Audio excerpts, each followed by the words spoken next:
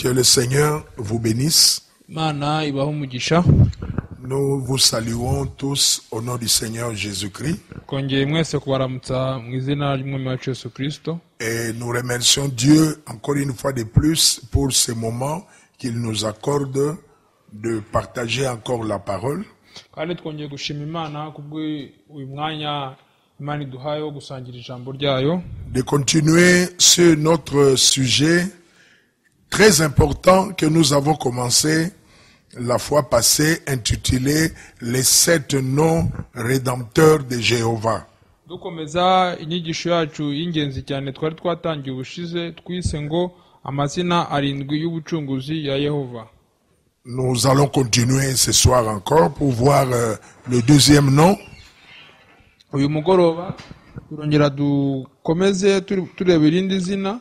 Mais avant de commencer, nous allons dire à Dieu un mot dans la prière. Ariko mbere yuko dutangira turabanza Seigneur, tubwire Imana mu masengesho. notre Dieu, Mwami Imana yacu, te connaître, c'est la vie éternelle. kukumenya n'ubugingo buhoraho. Te connaître, c'est la solution à nos problèmes. Kukumenya ni igisubizo cy'ibibazo byacu. Te connaître, c'est la victoire dans nos combats. Kukumenya ni intsinzi mu ntambara turwana. Te connaître, c'est la plus grande révélation qu'un être humain peut avoir. Kukumenya niko guhishurirwa kw'ikirenga umwana Nous w'umuntu voulons ashobora kubona. ouvrir les Saintes Écritures. Tugiye gufungura ibyanditswe byera. Nous te prions de venir nous aider, Seigneur, Turagusaba Mwami kuza kudufasha afin que cette parole que nous allons parler puisse aider quelqu'un et produire des miracles dans notre vie. kugira ngo iri jambo tugiye kuvuga Mwami ribashe kugira uwo rifasha kandi rikora ibitangaza mu buzima bwacu. Au nom de Jésus-Christ, Mu izina rya Yesu Kristo commence avec nous tangirana natwe et termine avec nous. kandi usuzanye natwe. Amen. Amen. Nous allons lire dans les Écritures, Tugiye gusoma mu byanditswe byera dans Psaume 46, muri Zaburi 46. là où nous avons lu la fois passée, et puis nous allons ajouter aussi d'autres Écritures. Aho twasomye ubushize ndetse turongera n'indi mirongo. Nous allons lire dans Psaume 46, c'est ça notre écriture de base. Turaza gusoma muri Zaburi ya 46 niyo nyandiko yacu nshingiro, niho dushingira twiga. Nous commençons au verset 2. Turahera ku murongo Zaburi 46 duhereye ku murongo wa Dieu est kabiri. pour nous un refuge et un appui, un secours qui ne manque jamais dans la détresse. Imana niyo buhungiro bwacu n'imbaraga zacu, ni umufasha utabura kuboneka mu byago no mu makuba. C'est pourquoi nous sommes sans crainte. Nous sommes sans crainte Nicyo quand la terre est bouleversée. Quand la terre est bouleversée, nous sommes sans crainte. gituma tutazatinya naho isi yahinduka, naho imisozi yakurwa aho ikajya imuhengeri, twebwe ntabwo tutinya. Et que les montagnes chancellent au cœur des mers, nous sommes sans crainte. Naho amazi ya rohera akibirindura, ntabwo dufite ubwoba. Quand le flot de la mer rugisse, écume, se soulève jusqu'à faire trembler les montagnes, nous sommes sans crainte. Nous ne sommes pas bousculés, nous n'avons pas peur. Naho imisozi yatigiswa no kwihinduriza kwayo sera, haraho uruzi imigende yarwo ishimisha ururembo rw'Imana, nirwo hera hari amahema y'isumba byose. Nous sommes sans crainte parce que Dieu, nous le connaissons, il s'est révélé à nous. Ntabwo badufite kuko Imana turayizi, yaratwihishuriye. Amen. Amen. Maintenant ce soir, Kuri uyu mugoroba nous allons parler sur le deuxième nom de Jéhovah, le deuxième nom de rédemption. kuri uno mugoroba turaza kuvuga kuri indi zina ry'ubucunguzi rya Yehova. Nous allons d'abord lire la citation, l'écriture qui nous aide voir ces noms-là dans le message, les 7 noms composés de Jéhovah. turabanza gusoma icyanditswe cy'umuhanuzi kidufasha kumenya icyo umuhanuzi yavuzeho. Turagikura mu rwandiko umuhanuzi yise ngo amazina arindwi y'ubucunguzi ya Yehova. Paragraphe 18. Il dit ceci. Eh bien, nous aimerions faire nos commentaires. Et j'ai écrit sur cette enveloppe que j'ai amenée le 7 noms rédempteurs composés de Jéhovah. Amazina arindwi y'ubucunguzi ya Yehova. En d'autres termes, ces 7 noms-là, c'est ce que Jéhovah est. Cela se trouve dans le 7 noms rédempteurs. Ce que Jéhovah est se trouve dans le 7 noms rédempteurs. Ce que Jéhovah est, le Jéhovah de l'Ancien Testament. Parce que quand on parle de Jéhovah, c'est le nom qu'il a porté dans l'Ancien Testament. Alléluia. Amen. Il dit c'est ce que Jéhovah est, se trouve dans le 7 noms. Si on comprend les 7 noms, alors on sait ce que Jéhovah est.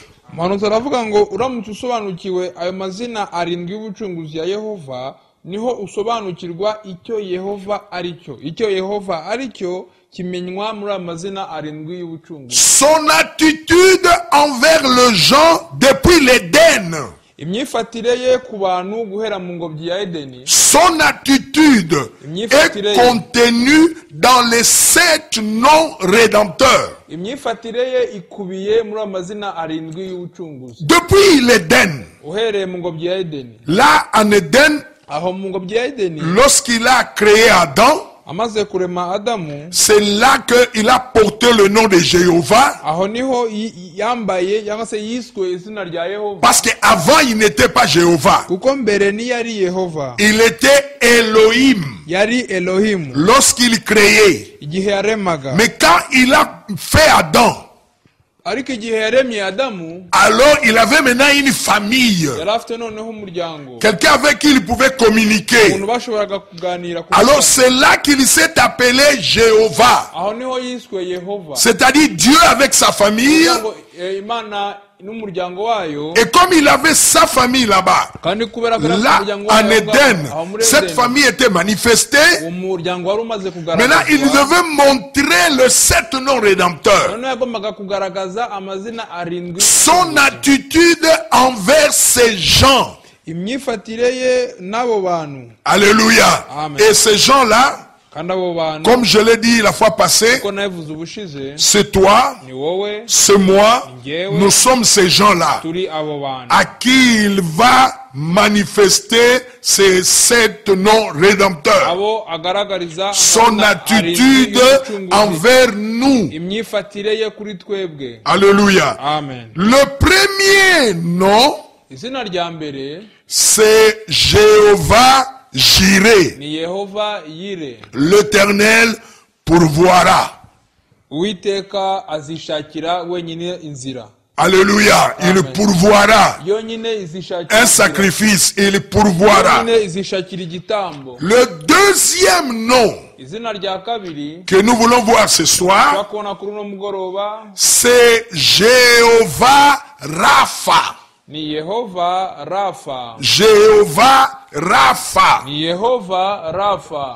Cela signifie l'Éternel, le guérisseur.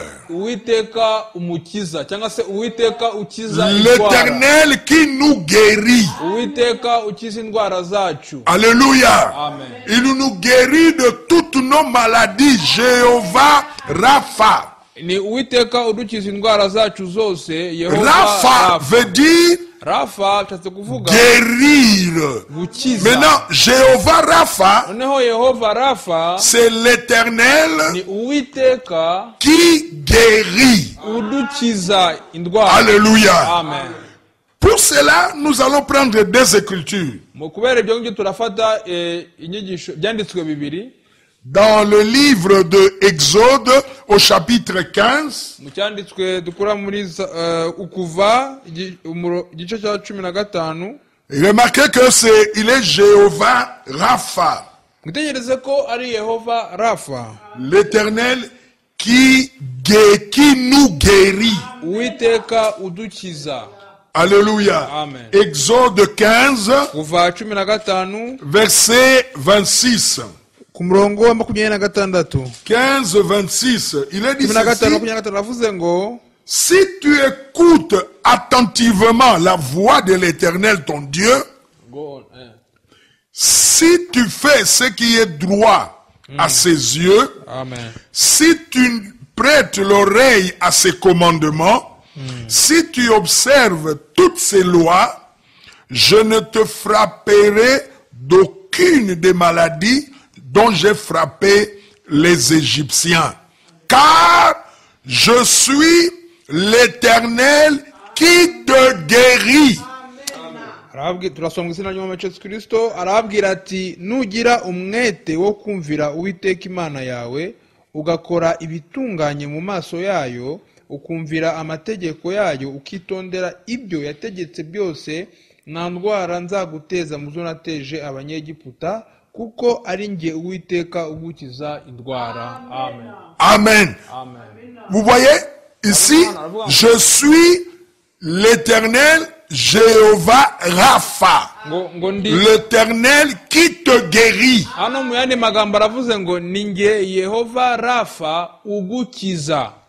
Alléluia. Amen. Si tu écoutes attentivement ma voix, n'umwete ibyo nakubwiye, tu fais ce qui est droit à mes yeux, ugakora ibitunganye mu maso yanjye, tu prêtes oreille à mes commandements, ukumvira amategeko yanjye, tu observes toutes mes lois, ukitondera ibyo nagutegetse je ne te byose, frapperai d'aucune maladie, nta des ndwara maladies nzaguteza dont j'ai frappé l'Égypte, mu zo nateje abanyegiputa, car je suis l'Éternel qui te guérit. kuko ari jye uwiteka ugukiza indwara. Amen. Jéhovah Rapha. Jéhovah Nous prenons une Rapha. deuxième écriture Afata ikindi cyanditswe dans Psaume 103. muri Zaburi 103, Psaume 103, Zaburi 103, le verset 1er jusqu'au 3e.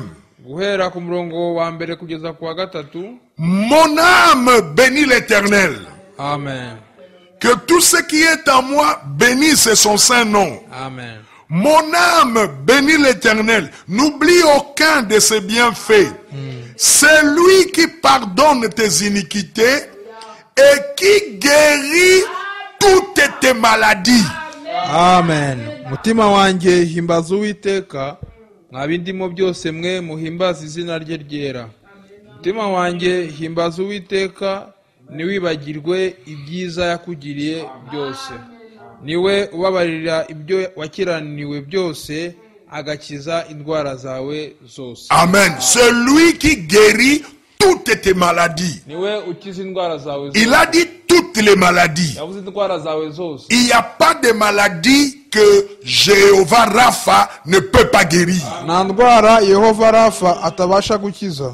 Il a dit il guérit toutes les maladies. Alléluia. Indwara zawe zose. Quelle grande promesse. Mbega isezerano rinini. Quel bienfait. Mbega ibyiza. Oh, quelle attitude que Jéhovah est en train de nous dévoiler ici. Mbega imyifatire Yehova C'est arimo pourquoi aradushyura nous sommes sans crainte. niyo mpamvu nta bwoba dufite. Même si ça bouge là-bas, nous sommes sans crainte. Nubwo byanyeganyega hariya nta bwoba dufite. Parce que Jéhovah Rapha, il guérit toutes nos maladies. Kuko Yehova Rapha adukiza indwara zacu zose. Ok.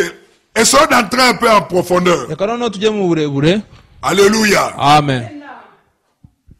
Dieu est le seul qui guérit la maladie ou les maladies. Imana niyo yonyine ibasha ishobora gukiza indwara. Alléluia. Amen. Il guérit. Irakiza, ikiza indwara. Parce que la guérison, Kuko ugukira kw'indwara c'est la vie. n'ubuzima, Et n'ubugingo. c'est Dieu qui guérit. Kandi ni Imana yonyine ikiza indwara. Maintenant, ici, nous voulons maintenant apprendre Noneho hano turashaka kwiga les différentes voies de guérison que Jéhovah possède. inzira zitandukanye zo gukira indwara Yehova afite. Il a différentes manières, différentes voies de guérir les maladies. Yehova afite inzira n'uburyo butandukanye bwo gukiza indwara. Nous allons les citer. Turaza kuzivuga ubwo buryo butandukanye Il turabuvuga. guérit les maladies Akiza indwara, et il a différentes voies, différentes manières pour guérir les maladies. akiza indwara kandi afite uburyo butandukanye bwo gukiza indwara. Il n'y a que lui qui guérit. Aucun homme ne peut guérir la maladie. Même pas Satan ne peut pas guérir la Yehova maladie. yonyine ishobora gukiza indwara. C'est seul Jéhovah. Ndetse na Satani ntiyakiza indwara, ni Yehova. Alléluia. Amen. Écoutez, Jésus-Christ le même hier, aujourd'hui, éternellement. 84, il dit ceci. Dieu Imana guérit de diverses manières. ikiza indwara mu buryo butandukanye. Alléluia. Amen. Il a diverses manières pour guérir les maladies. Imana ifite uburyo butandukanye bwo gukiza indwara. Quand la maladie vient, Igihe indwara ije, Dieu a de différentes voies, différentes manières de guérir. Et tout ça, c'est toujours lui qui opère. Imana ifite uburyo butandukanye idukiza indwara, kandi muri ibyo byose ni Imana ibikora. Il n'y a pas longtemps, un médecin m'a demandé, il a dit, Ntagihe gishize umuganga umwe yarambajije arambwira ngo que pensez-vous du médicament, frère Branham? nicyo mutekereza ku Je dis, Dieu est l'unique qui puisse guérir, monsieur. ndamusubiza ngo Imana yonyine niyo ishobora gukiza. Dieu est l'unique qui guérit. Imana yonyine niyo ikiza. La Bible ne ment pas. Bibiliya ntabwo ibeshya. La Bible déclare, Bibiliya iratubwira neza je yuko suis l'Éternel qui guérit toutes tes maladies. ni jye Uwiteka ugukiza indwara zawe Et zose. j'ai dit, Dieu ne peut pas mentir. ndamubwira ngo ntabwo Imana ishobora kubeshya. Maintenant, Noneho voici les manières, diverses manières de Dieu de guérir les maladies. mwitegereze inzira zitandukanye Première Imana ifite manière. indwara. Inzira ya mbere, Le prophète dit, mwanzo aratubwira ngo Dieu guérit par le médicament. Imana ikiza inyuriye mu miti, mu gufata imiti. Amen. Amen. Il dit, Dieu guérit par le médicament. Imana ikiza mu gufata imiti. On peut prendre les médicaments ushobora gufata umuti et on est guéri. ugakira indwara, C'est Dieu qui a guéri ariko ni Imana ibibikoze par le médicament. inyuriye muri iyo miti. Dieu guérit, deuxième voie, Dieu guérit par l'amour.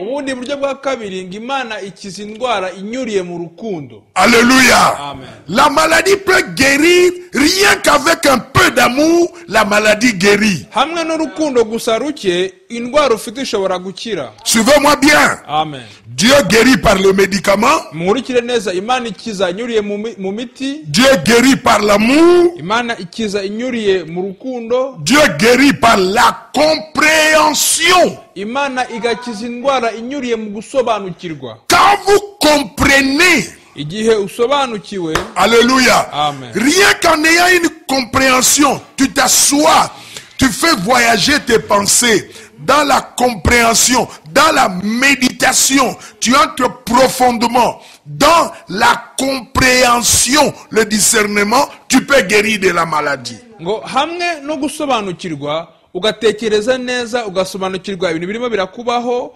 ukagira umwanya uhagije yo kujya mu bitekerezo urimo urasobanukirwa ibirimo biraba, ibyo gusa bishobora gutuma indwara ufite ikira. C'est Dieu qui guérit. Ariko ni Imana ikiza. Partout où la guérison s'opère, Ahantu hose gukira kw'indwara kubarizwa, partout où on déclare la guérison, ahantu hose havugwa gukira kw'indwara, c'est Dieu qui a fait ça. ni Imana iba yabikoze. Alléluia. Amen. Dieu guérit par par la prière. Imana ikiza inyuriye mu masengesho. Par la prière, Mu masengesho on impose les mains à quelqu'un bakakurambika ibiganza et on prie pour lui, bakagusengera il est guéri. uwo muntu agakira. Par la prière, Dieu guérit. Binyuriye mu masengesho Imana irakiza. Dieu guérit aussi par des miracles. Imana ikiza nanone inyuriye mu bitangaza. Je crois que vous avez retenu. Nizere ko murimo kunyumva. Il guérit par le médicament. Ikiza inyuriye mu gufata imiti. Il guérit par l'amour. Inyuriye mu rukundo. Il guérit par la compréhension. Inyuriye mu gusobanukirwa. Il guérit par la prière. Inyuriye mu masengesho. Il guérit par les miracles. Inyuriye mu bitangaza. Tout c'est Dieu qui guérit. Aho hose ni Imana ibirimo irakiza. Tout c'est Dieu, lui le guérisseur, qui le fait. Ibyo byose ni Imana yo yonyine ushobora gukiza indwara iba irimo irabikora. Alléluia. Amen. Oh, quelle belle vérité que de connaître cela. Mbega ukuri kwiza kumenya ibyo bintu. Dieu guérit Imana par irakiza diverses manières. inyuriye mu buryo butandukanye. Alléluia. Il guérit par diverses manières. Il guérit par la médecine, le médicament. Il guérit par l'amour. Il guérit par la prière. Il guérit par la compréhension. Il guérit par le miracle. Partout il y a la guérison. Confirmé qu'il y a la guérison. C'est Dieu qui a fait ça. Parce qu'il a dit, c'est moi, Jéhovah, qui te guérit. La guérison est réservée à Dieu seulement. La guérison est réservée à Dieu seulement. Amen. Continuons un peu à étudier cela. Oh, je veux que vous puissiez le savoir et le retenir en vous. Qu'il n'y a que Dieu qui guérit. Il est Jéhovah Rapha. Si tu es malade, sache que Dieu est Jéhovah Rapha. Maintenant, écoutez ceci. Satan ne peut pas guérir. Ne lui attribuez pas cela. Parce que la guérison est une création. Satan n'est pas un créateur. Satan ne peut pas guérir. Il ne peut pas guérir. Alléluia. Amen. Oh, béni soit le nom du Seigneur. Amen. Écoutez ça. Qui guérit, c'est seulement Dieu. C'est Dieu qui guérit. Il est Jéhovah Rapha. C'est lui qui guérit. Maintenant, le prophète continue à nous enseigner. Il dit, il y a quelque chose sur mon cœur. Il dit, il y a quelques semaines, j'étais dans une ville en train de tenir une réunion. Et beaucoup parmi vous savent cela. Et là-bas, il y avait une université luthérienne. Un homme m'a dit que j'étais un diseur de bonne aventure, c'est-à-dire un spirit. À cause des visions. Il m'avait écrit et il avait dit que j'avais emprunté une voie horrible en tant qu'enseignant de la Bible. J'étais surpris d'entendre un homme qui se tient devant les gens déclarer que Satan peut guérir. Cette théologien-là enseignait aux gens que Satan peut guérir.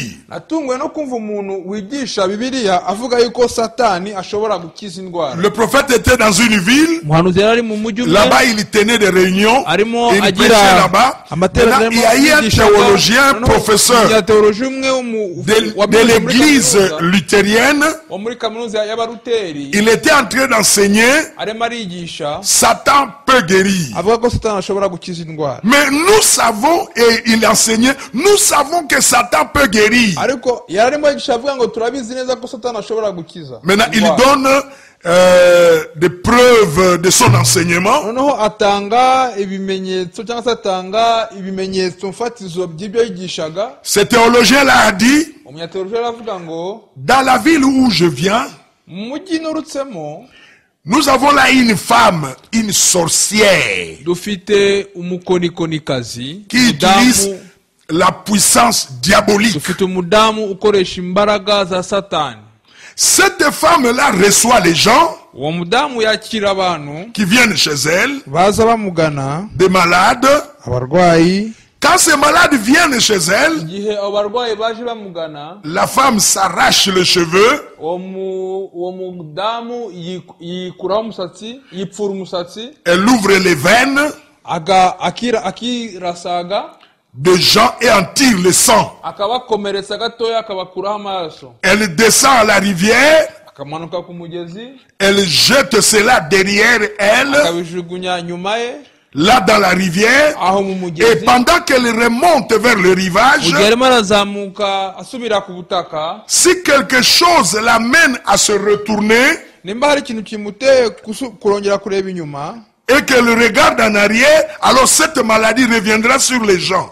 noneho nimba hari ikintu kimuteye kongera kureba inyuma, ubwo burwayi buzagaruka ku bantu. Sinon, les gens sont guéris. Itari ibyo ngibyo abantu baba bakize. Et ce professeur-là a dit, Uwo mwigisha aravuga ngo Monsieur Branham, ngo mugabo j'ai Branham, vérifié naragenzuye 30%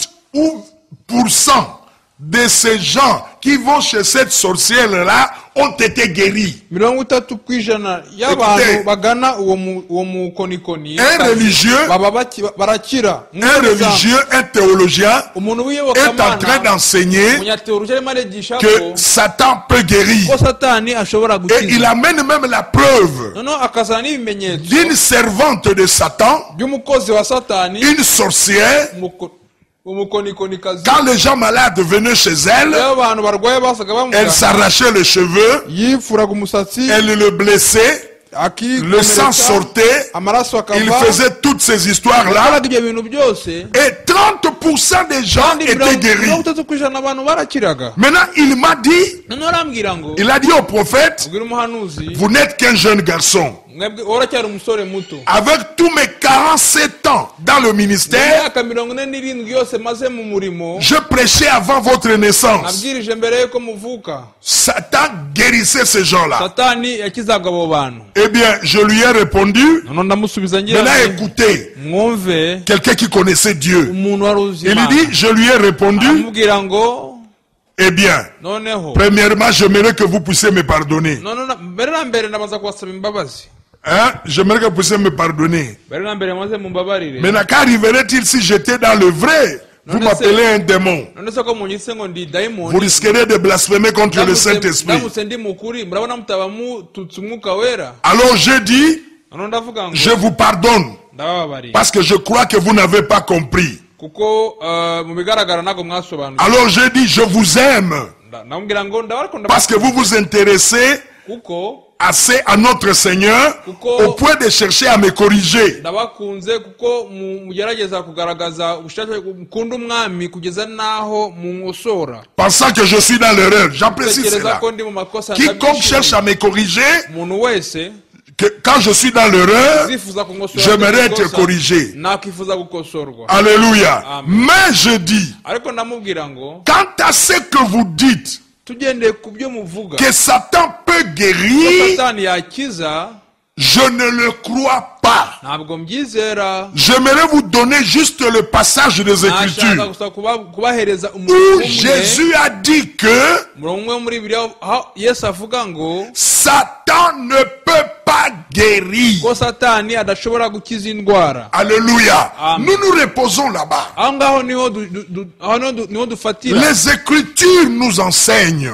Ibyanditswe biratwigisha ko avec certitude que Hamwe n'ubusizi Satan bw'amanga ne ko peut pas guérir. Satani adashobora gukiza. Même si les gens vont chez les sorciers, Ubwo abantu bajya ku bakonikoni, ku même si bapfumu, les gens vont chez les féticheurs, ubwo abantu bajya ku barozi, même si les gens vont chez ceux qui invoquent les esprits, ubwo abantu bajya kuri abo bantu baterekera bagamagara ils étaient malades, ils vont là-bas bari barwaye bakajyayo et qu'ils rentrent guéris, bakagaruka bakize. ce n'est pas Satan qui les a guéris. ntabwo ari satani ubakijije, c'est Dieu qui les a guéris. ni imana ibibakijije. Satan ne guérit pas. satani ntakiza. Alléluia. Amen. Les Écritures disent que Satan ne guérit pas. byanditswe biravuga ko satani adakiza. Cela règle donc la question pour moi. birakemura ikibazo ku bwanjye ngewe. Jésus a dit, yesu yaravuze ngo, alors que les gens lui disaient qu'il y guérissait par la puissance de abantu Satan, bamubwira ko bakira banyuriye mu mbaraga za satani, Jésus a dit, Satan ne peut pas chasser Satan. yesu arababwira ngo satani ntiyakirukana satani, Satan ne peut pas guérir. satani ntiyakiza. Amen. Amen. Il y a beaucoup de gens dans le pays aujourd'hui qui se disent des guérisseurs divins. Oh, moi je guéris. hari abantu hano mu gihugu bavuga yuko bakiza mu buryo bwa kimana, ngo ngewe nshobora gukiza umuntu indwara, Oh, moi je peux guérir. nge nakiza umuntu indwara, Oh, moi je peux nge guérir. nakiza umuntu indwara, Je suis un guérisseur divin. ndi umuntu ukiza J'ai un indwara, pouvoir. mfite imbaraga, Je peux libérer le pouvoir et vous êtes guéris. nshobora kurekura izo mbaraga maze ugakira. Il dit, aravuga ngo Satan ne guérit pas et Satan. aucun homme ne guérit. satani ntabwo akiza kandi nta n'umuntu ukiza. Amen. Amen. Suivez bien maintenant ce que je vais lire ici. Écoutez, aravuga ngo certainement, les les gens sont guéris ni koko abantu barakira devant cette sorcière-là. mbere y'uwo mukonikoni. abantu Exactement barakira comme ça se passe avec cette sorcière. neza neza, abantu barakira indwara. Mais ce n'est pas cette sorcière qui fait la guérison. ariko ntabwo ari uwo mukonikoni ukora ko abantu bakira izo ndwara, Même pas les guérisseurs divins. si n'abo bantu bavuga ko bakiza indwara. Mais c'est la foi de ces gens-là. Amen. ahubwo ni ukwizera kw'abo bantu. Quand ils sont allés chez le féticheur, igihe bagiye kuri uwo mukonikoni, ils avaient la foi bari bafite kwizera qu'ils s'approchaient de Dieu par l'intermédiaire de cette sorcière-là. Bah, Et Dieu est tenu de répondre Amen. à la foi, peu importe où elle est. abo Oh, bantu j'aime ça. abo bantu iyo bagiye kuri uwo mukonikoni baba bizeye ko barimo baregera imana banyuriye muri uwo mukonikoni. Okay. kandi ahantu hose hari ukwizera, imana itegetswe kukubahisha. Amen. Amen.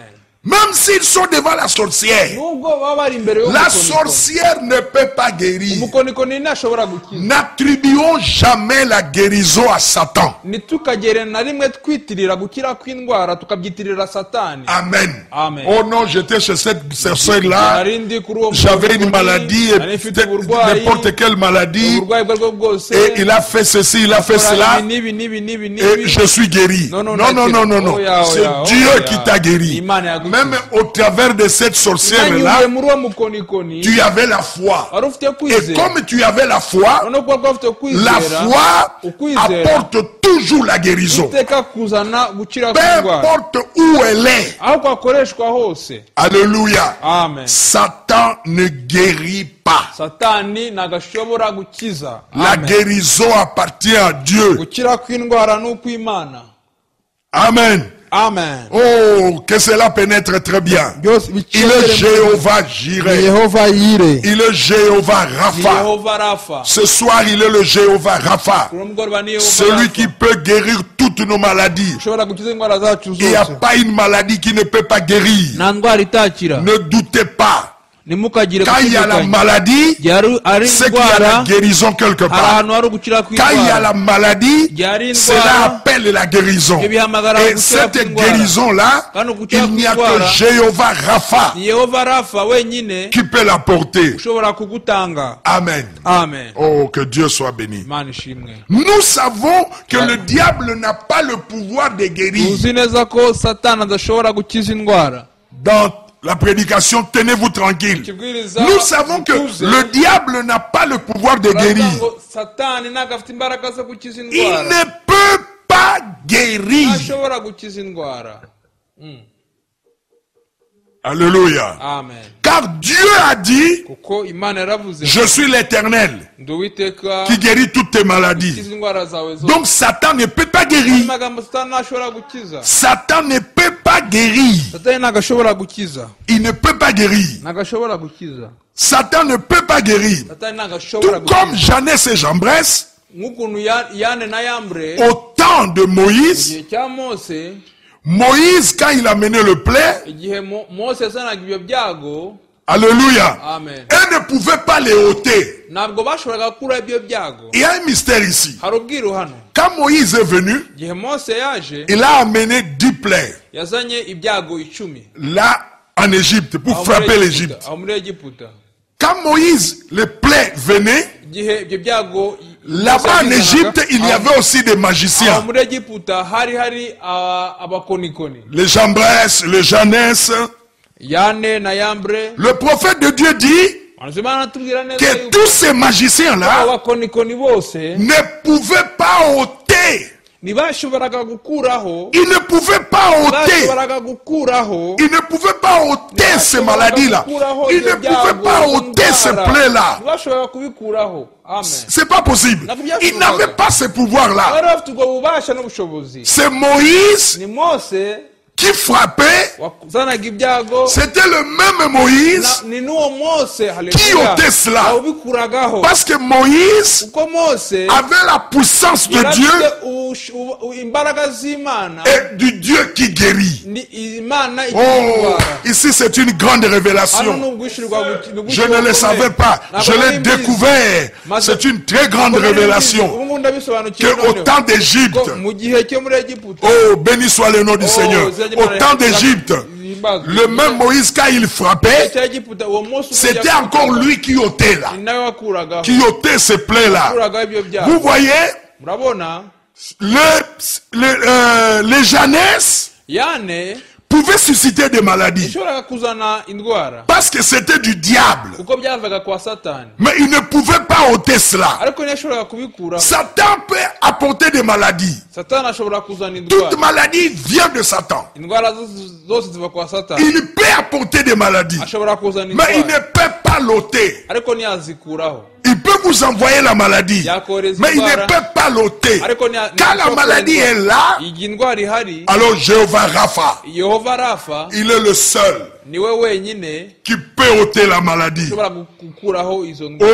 Oh, alléluia. Amen. Oh, retenez cela. mugumane Il ne ibingibi, pouvait pas ôter cela. yashoboraga kubikuraho. Moïse et Aaron Mose na Aroni seuls pouvaient guérir, bonyine nibo bashoboraga gukiza, pouvaient soigner par Dieu. bashoboraga kuvura bagakiza, Ils binyuze pouvaient mu Mana. ôter les fléaux bashobora gukuraho ibyago, et enlever la malédiction. gukuraho umuvumo. Le magicien d'Égypte abakonikoni bo muri pouvait Egiputa placer une malédiction, bashobora gushiraho mais il ne umuvumo, pouvait pas l'ôter. ariko ntibashoboraga Pourquoi? kuwukuraho. Kubera Parce iki? que Dieu kuko qui Imana était dans Moïse, yari iri muri Mose, Dieu qui était avec Aaron, Imana ari kumwe na Aroni, il est l'unique guérisseur. niyo yonyine ibasha gukiza.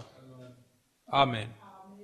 Satan peut amener la malédiction. Satani ashobora kuzana, Il amène la malédiction. akazana umuvumo, Il amène la maladie. akazana indwara, Mais il ne peut pas l'ôter. ariko ntabwo yakuraho. Quand il vous amène ça, igihe akuzana iyo il y a ndwara, quelqu'un qui peut ôter hari ça. umuntu wazikuraho. Alléluia. Amen. C'est le Jéhovah ni Yehova de l'Ancien mu Testament isezerano rya qui kera, est Jésus ari we dans le Yesu Nouveau Testament. mu isezerano rishya. Parce que Jésus, kuko Yesu quand il est venu, igihe yaje, il a porté aussi le 7 noms nawe yambaye de rédemption. amazina arindwi y'ubutunzi. C'était lié à Jéhovah. yari afatanye na Yehova. Jésus aussi les a portés. Yesu nawe C'est arayambara, pourquoi quand il a arayitirirwa. commencé son niyo ministère, mpamvu atangira umurimo we, Jésus, Yesu, la Bible dit, il guérissait toutes les maladies. biravuga ngo yakizaga indwara zose. On amenait les malades chez lui bazanaga abarwayi et il we, le guérissait. akabakiza, Il chassait le démon. akirukana Et abadayimoni. un jour, umunsi umwe il a appelé ses disciples. ahamagara abigishwa Il be, leur a donné la puissance. abaha imbaraga, Et il leur a dit, arababwira ngo allez, mugende guérissez les malades. Gukiza Il leur a abarwayi. donné cette puissance Yabahaye izo de mbaraga guérir les malades. zo gukiza Parce que abarwayi. Dieu Kuko Imana est le seul qui guérit les niyo malades. yonyine ushobora gukiza Et là indwara. où Dieu est, aho Imana il y a iri, la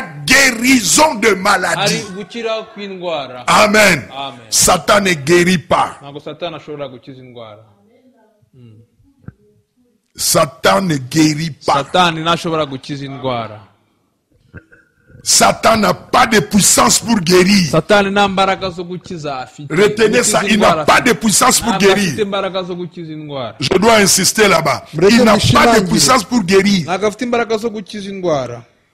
Je donne n'importe quoi à quiconque Nahereza uwo ari we wese icyo ashaka qui cyose veut qu'il me ushobora montre un seul passage de l'écriture aze anyereke ijambo rimwe gusa mu byanditswe qui dit que Satan peut guérir. rivuga ko Satani yakiza indwara.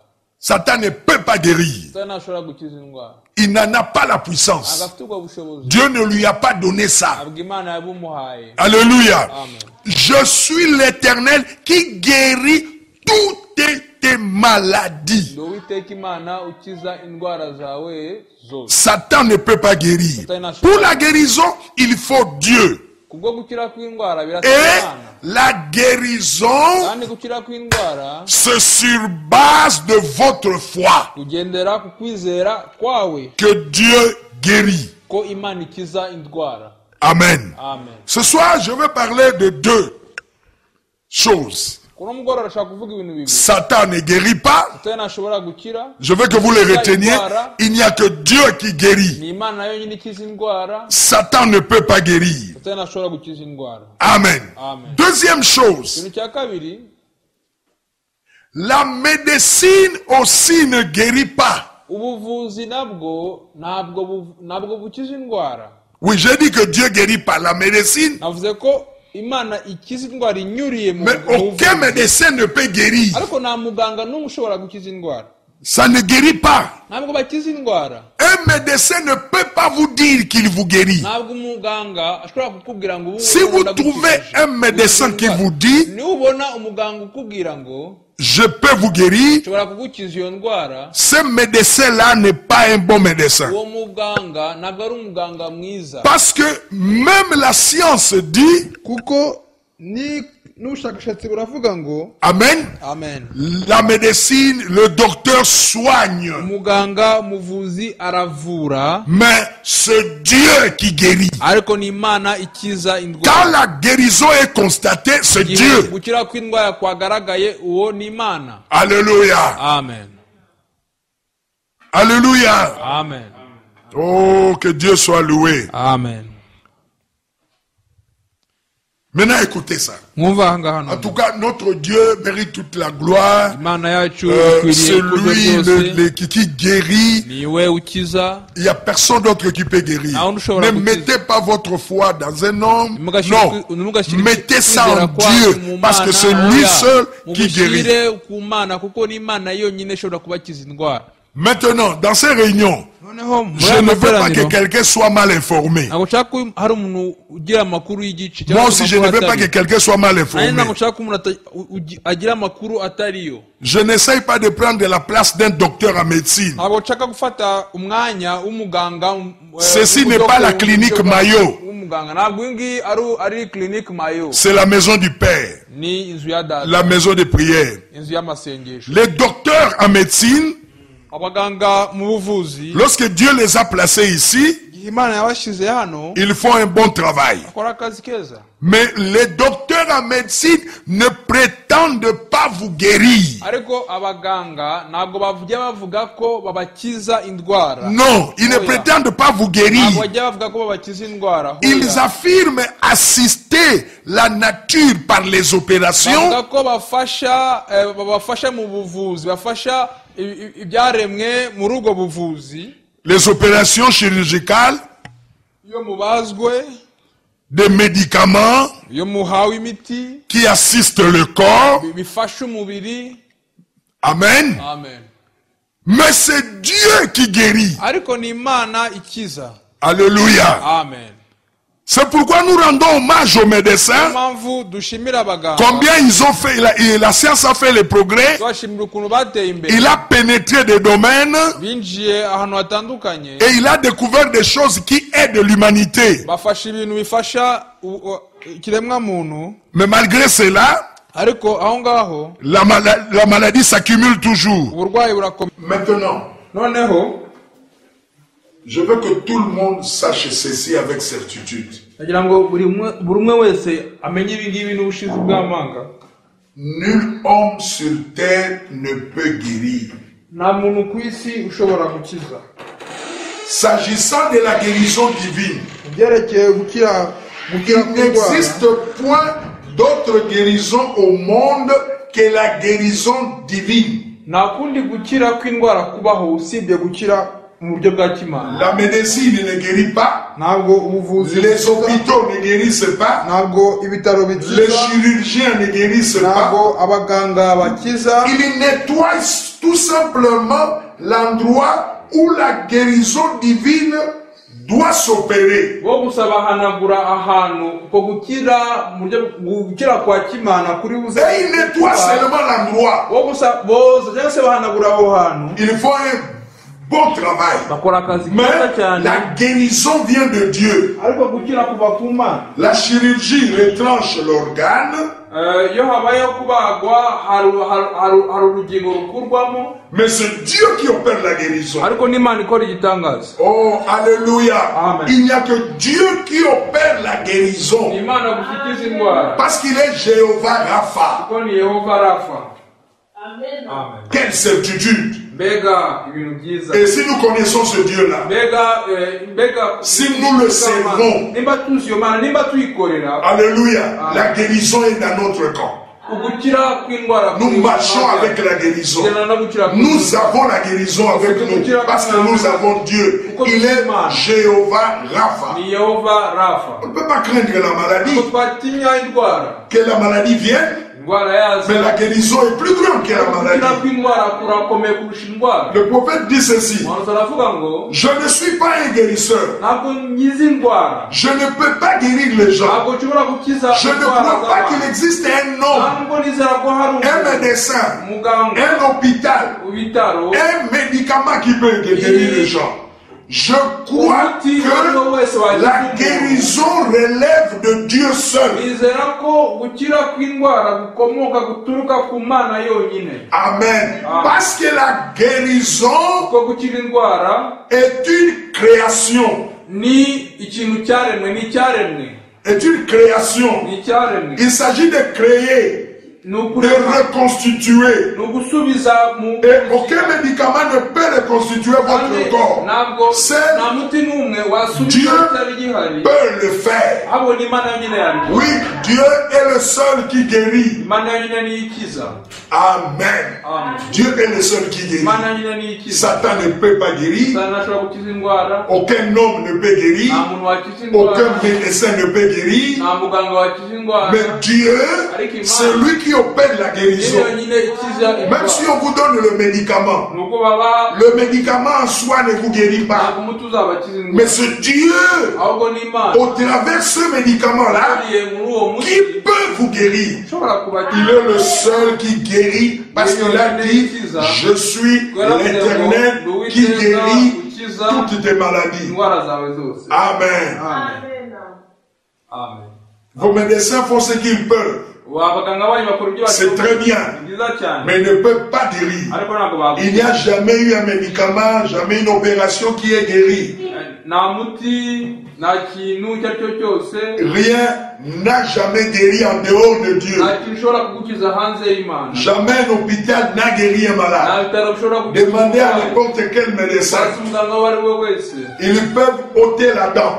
bakuraho iryinyo, Mais là où il y avait la dent, là, c'est Dieu qui opère la guérison. ariko ahari hari iryo ryinyo ni Imana ikora ugukiza kw'indwara. Alléluia. C'est Dieu qui opère la guérison. Imana ibikora. Chaque fois que vous êtes bien guéri, igihe cyose mukize neza, c'est Dieu qui a opéré la guérison. Imana yabikoze. Parce qu'il a dit: je suis l'Éternel Yavuze ngo qui ndi guérit Uwiteka, toutes vos maladies. indwara zawe zose. La médecine ne crée pas de cellules. ntabwo ntabwo ubuvuzi burema ingingo zapfuye. Si elle pouvait créer des cellules, alors elle peut créer un homme. ashobora kurema ingingo zapfuye. Mais Dieu est le seul créateur. Imana niyo muremyi. Satan ne peut pas créer. Satani agashobora gukiza. Satan ne peut pas guérir. Satani agashobora gukiza. Alléluia. Amen. L'homme ne peut pas créer. ntabwo umuntu yarema Il ne peut pas aussi agashobora guérir. gukiza. Dieu est le seul Imana yonyine guérisseur ushobora parce qu'il gukiza est le créateur. kuko niyo muremyi. Amen. Amen. Nous ne sommes pas contre la médecine. ntabwo ntabwo turwanya ubuvuzi. La médecine vient de Dieu. Ubuvuzi buturuka ku Mana. Mais Ariko elle ne peut pas guérir. ntabwo ushobora gukiza. La médecine peut seulement aider Ubuvuzi gusa bushobora selon le plan divin de Dieu pour la guérison. y'Imana. Mais c'est Dieu qui guérit. Ni Imana yonyine ishobora gukiza indwara. La guérison appartient à Dieu seul. Irako indwara no ku Mana gusa. Alléluia. C'est une œuvre achevée au calvaire. Umurimo wasojwe i Karuvali. Ça appartient à Dieu. Ni ubw'Imana gusa. C'est pourquoi c'est une bénédiction Impamvu ni umugisha de connaître Dieu et de le recevoir kuyakira. en vous. Muri mwe. Quand vous le recevez, Iyo muyakiriye vous avez la guérison en vous. Parce que Dieu est le seul qui guérit. ko Imana yonyine niyikiza. Amen. Amen. Oh, que Dieu soit béni. Imana ihimbazwe. Amen. Il est le Jéhovah Rapha. Ni Yehova Rafa. Amen. Amen. Il est le Jéhovah Rapha. Ni Yehova Rafa. La guérison lui appartient. Gukira kw'indwara ni ukwayo. Que Dieu soit béni. Imana ihimbazwe. Nous allons continuer. Tuzakomeza. Mais je vais terminer en disant ceci. Ariko reka nsoze avuga ngo Ne craignez pas la maladie. ntimugatinye indwara. Mais regardez à Jéhovah Rapha. Ariko murebe Yehova Rafa. Soyez sans crainte. Mwicare mudafite ubwoba. Ayez foi. Mugire kwizera. Il est celui qui guérit. Ni Imana ikiza. Il opère la guérison. Là où il voit la foi, il doit opérer la guérison.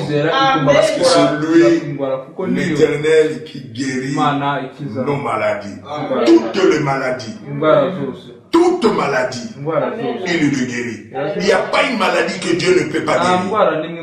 Il n'y a pas une maladie que Dieu ne peut pas guérir. Il peut guérir toute maladie. Amen. Oh, que Dieu soit béni. Que son nom soit loué. Nous allons continuer. Amen. Nous allons prier. Seigneur Dieu, au nom de Jésus-Christ, alors que nous venons de montrer le nom rédempteur de Jéhovah Rapha,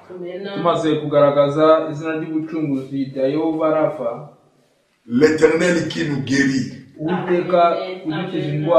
de toutes nos maladies, nous te prions, Seigneur, là où tes enfants croient que tu peux les guérir, guéris-les, Seigneur. Manifeste ton attribut de Jéhovah Rapha. Que tous soient guéris, que les malades soient guéris. Jéhovah Rapha entre en scène et accomplit ton nom de rédemption. Au nom de Jésus. Que ceux qui vont nous écouter soient guéris. Amen. Au nom de Jésus. Amen. Amen. Amen.